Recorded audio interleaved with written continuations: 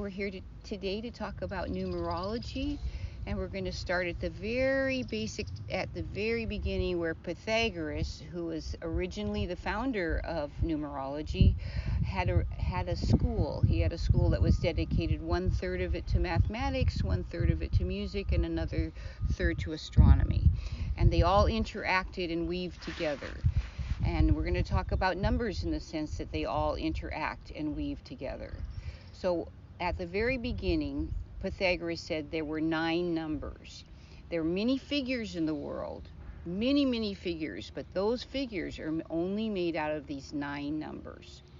So I'd like to begin also just to acknowledge that there is a space called 0. And in 0, all matter exists without form. So it's only when it becomes a number 1 that it takes its full form. It goes from 0 to 1, and 1 is the oneness of all of life. It's like a seed. Everything is in the seed. Every part of the plant that's going to be a tree, that's going to carry berries, that's going to have roots, the way we were a seed, and we were all conceived as one, as is the entire world, the entire universe, the entire planet. In many ways, that oneness includes everything. So here we are in this great soup of oneness, and all of a sudden oneness just wants so much to divide and to become something of itself, to give back into something. So what happens, its energy just starts vibrating, and it becomes a 2. Literally, it just separates out and becomes a 2. And all it can do is be a straight line. Geometrically, it's on the same plane as the 1. It's the pure reflection of the 1. It's the male, the female, the good, the bad. All the dualities of the universe are in the number 2. The 2 just has to remember that it originally was 1. Here's 1 and 2. They're just reflecting each other, showing each other both sides of any issue, all those things that 1 and 2 do. And then all of a sudden they say, oh, we want to share more. We want to become more. So the 2 start vibrating at a higher pace, and out of that plane into another plane, a child is born, an idea is born, a creation is born, a thought is born, all based on this amazing beauty that was within that original seed of oneness. Can we sense that? And we see the beauty around us and know that that is really living in the 3. The 3 also, by the way, is communication. So you're communicating your ideas, you're communicating, your visions, your dreams, and all that. 3 sitting out here just happy as a clam, but it hasn't manifested yet. It hasn't created of itself. So it's ready to take the 1, the 2, the 3, and power out another vibration as a 4.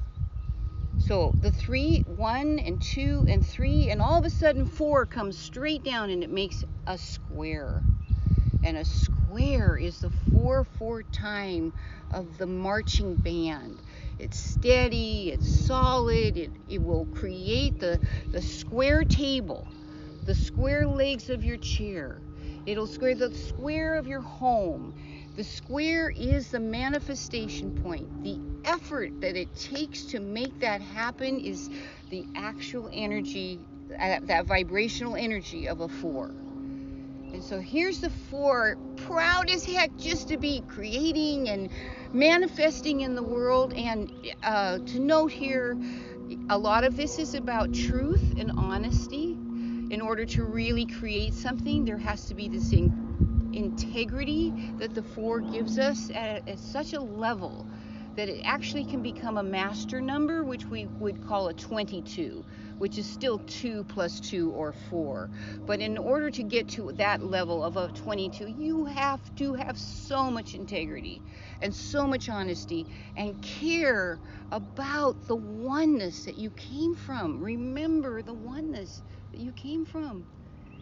So here we are, 4/4 time of the drummer's beat, you know, at creating. Everything's going along just fine. All of a sudden, this is not enough. All of a sudden, we have to change it up. So you go from the 4 to the pentacle. The 5 breaks through the 4 and creates that pentacle. A 5, all of a sudden. And also think about the 5. If there's only 9 numbers, 5 is the central pivotal point. It's called the place of change, the place of stress, the place of relationships, the place of adventures, and often a time to travel, often a time to do it anew, bring in something new, add something to the picture, you know. So 5 sits in the middle, and it can go either way. It can bring in all the 1, 2, 3, 4, 5, or it can start to move into the numbers 6, 7, 8, and 9. So it does both of those. Okay. So here you are. 5 is way up here in the pentacle, and all of a sudden the energy is once again vibrating like crazy, and it makes another number. It makes the number 6. Straight down from the 5 into that number 6. And there you have the 2 triangles, the 2 3s, the communication, the ideas, the dreams, the visions, interlocking together, creating harmony and peace. It is no coincidence that the Star of David represents the number 6. And it also, on our humble level, it represents our home, our family, music, anything that can bring harmony and peace into the world. 6 is that ultra number. And the higher vibration of that 6 is when 2 3s stand together. But when 2 3s stand together, you have to, once again, you have to be totally in memory of the oneness that you came, because you're working at the level of the whole picture, the whole story. Okay, so that's number 6. And then number 7 is an odd number. It's actually a creation of the 4 and the 3. And on that day you rested. And on that day you went within. And on that day you became the scientist. And you found the answers.